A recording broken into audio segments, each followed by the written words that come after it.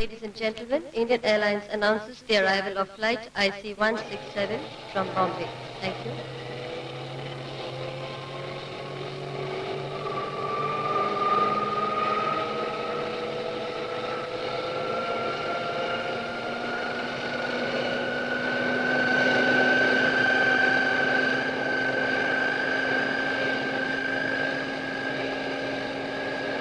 कृपया ध्यान दीजिए, इंडियन एयरलाइंस की उड़ान IC-167 अब बम्बई से आ पहुंची है। धन्यवाद।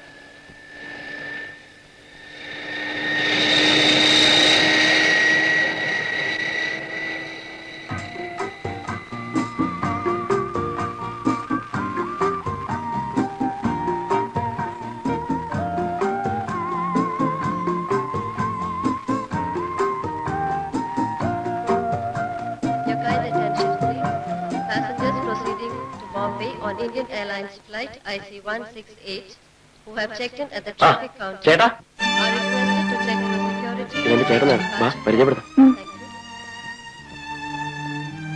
യാത്ര ദിവസമായിരുന്നു. ചേട്ടൻ വന്നിട്ട് അധികം നേരമായോ?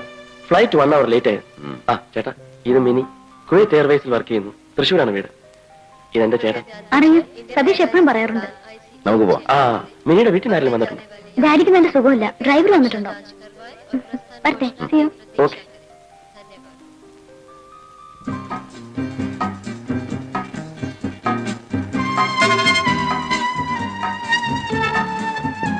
ചേട്ടാ, ചേട്ടനോടൊരു കാര്യം ചോദിക്കുന്നതിൽ വിഷമം തോന്നരുത്. ചേട്ടൻ ഏതോ ഓർഫനേജിൽ നിന്നും ഒരു കുട്ടിയെടുത്ത് വളർത്തുന്നു എന്ന് കേട്ടു.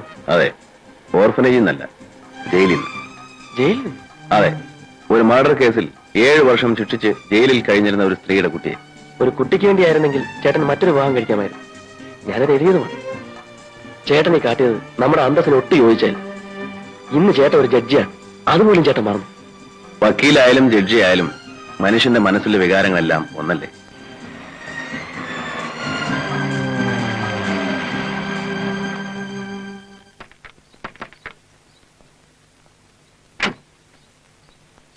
കുമാര, പെട്ടിയൊക്കെ എടുത്തു. ശരി സാർ, പാടാ.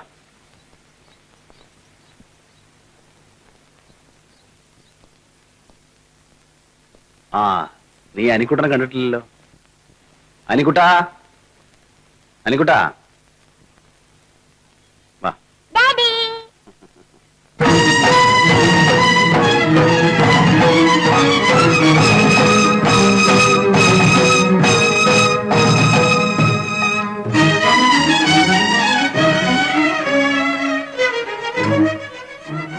ഇതാണ് അനിക്കുട്ടൻ. ഇത് അനിക്കുട്ടന്റെ അമ്മ ശ്രീദേവി. ശ്രീദേവി, ഇത് എന്റെ അനിയൻ സതീഷ്, കുവൈറ്റിലായിരുന്നു. നീ കുളിച്ച് ഫ്രഷ് വാ. ഡാഡി അങ്കിളിനെ കൊണ്ടുവരാൻ എയർപോർട്ടിൽ പോയിരുന്നു.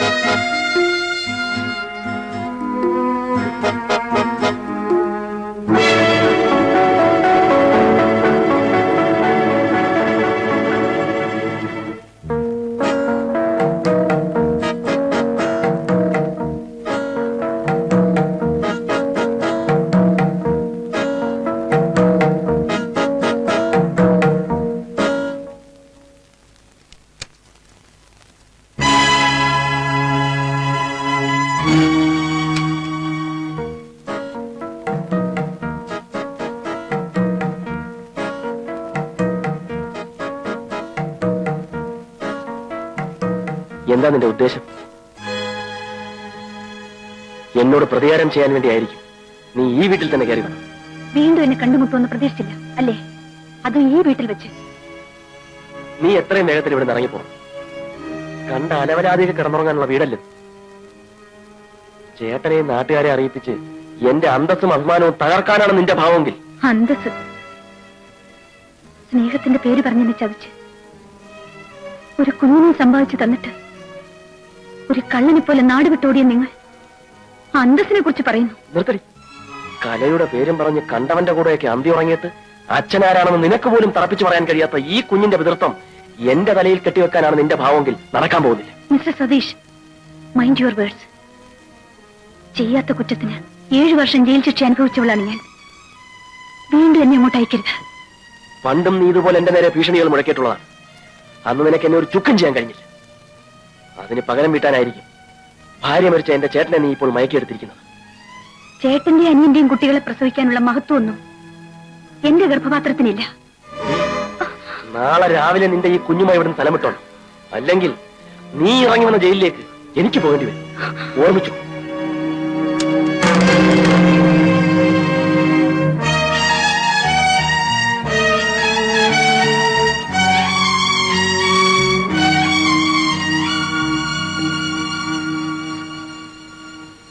സതീഷ്,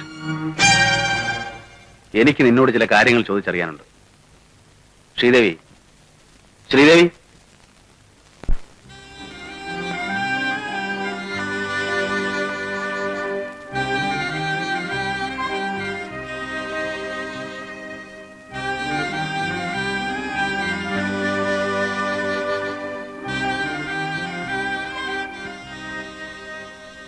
നീ ഇതിനു മുമ്പ് ശ്രീദേവി അറിയോ? നിന്നോടാ ചോദിച്ചത്. ഇല്ല. നിനക്കിവിടെ അറിയില്ലല്ലേടാ? ശ്രീദേവി എന്നോട് ജയിലിൽ വെച്ച് അവളുടെ കഥകൾ മുഴുവൻ പറഞ്ഞപ്പോ അവളുടെ കാമുകന്റെ പേര് സതീഷ് എന്നാണെന്നും അവന് കുവൈറ്റിലാണ് ജോലിയെന്നും കൂടെ അറിഞ്ഞപ്പോ അത് നീ ആയിരിക്കുമെന്ന് എനിക്ക് അന്നേ സംശയമുണ്ടായിരുന്നു. അതുകൊണ്ടാണ് 7 വർഷമായിട്ട് നാട്ടിലേക്ക് വരാതിരുന്ന നിന്നെ ഇപ്പൊ ഇങ്ങോട്ട് വിളിച്ചു വരുത്തിയത്. ചേട്ടാ, ചേട്ടൻ ഇവൾ പറയുന്നൊന്നും വിശ്വസിക്കരുത്. നമ്മുടെ കുടുംബത്തിന് ചീത്ത പേരുണ്ടാക്കാൻ വേണ്ടിയാണ് ഇവൾ ഇവിടെ വന്നിരിക്കുന്നത്.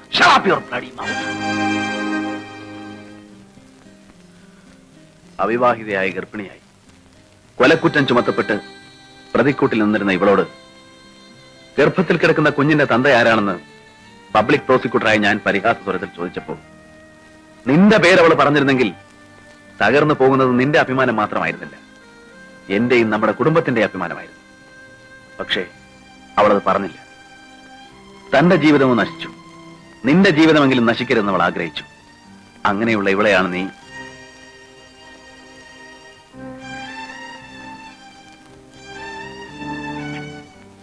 സതീഷ്, നിന്നെ സ്നേഹിച്ചതിന്റെ പേരിൽ 7 വർഷം ദുരിതം അനുഭവിക്കേണ്ടി വന്ന ഇവളെ ഇനിയും ദുഃഖിക്കാൻ നീ ഇടവരുത്തരുത്. നീ ഇവളെ സ്വീകരിക്കണം.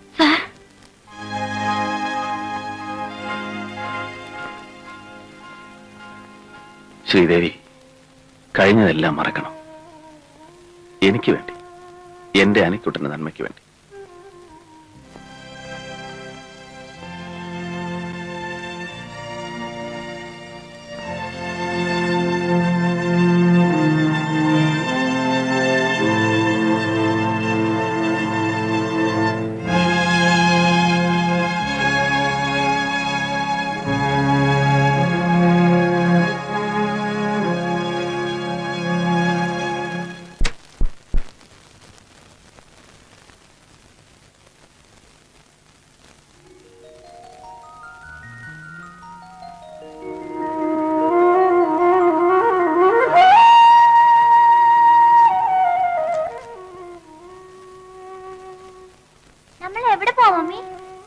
മമ്മിയുടെ വീട്ടിലേക്ക്. ഡാഡിയോട് പറയണ്ടേ? വേണ്ട. ശ്രീദേവി,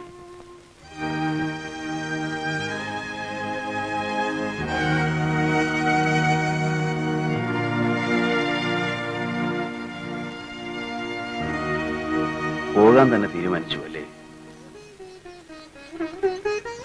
ഞാൻ ഇനി ഇവിടെ നിൽക്കാൻ പാടില്ല. പൊയ്ക്കോട്ടെ സാർ. ശ്രീദേവി, സതീഷ് ഒരു തെറ്റ് ചെയ്തു. ഒരു സ്ത്രീക്കും പൊറുക്കാനാവാത്ത തെറ്റാണ് അവൻ ചെയ്തിട്ടുള്ളതെന്ന് എനിക്കറിയാം. ഇന്നവൻ എന്നെ സ്വീകരിക്കാൻ തയ്യാറാണ്. എന്റെ നിർബന്ധം കൊണ്ടല്ല, അവന്റെ സ്വന്തം തീരുമാനമാണ്.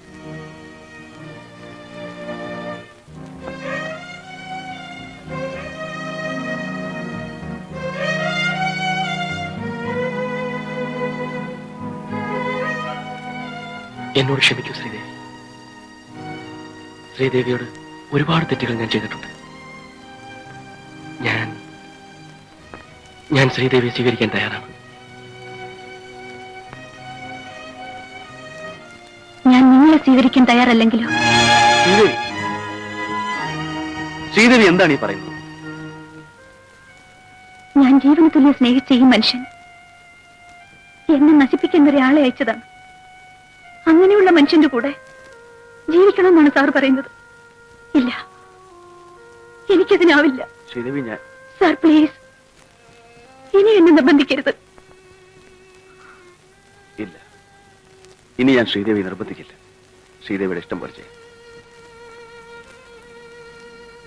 സാർ,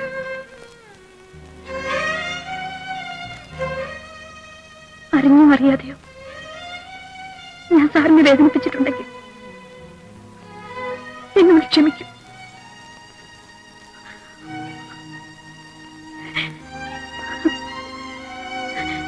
വാ മോനെ. ഇല്ല, എന്റെ ഡാഡി വിട്ട് ഞാൻ വരില്ല. ഞാൻ മമ്മിനോട് പോവില്ല.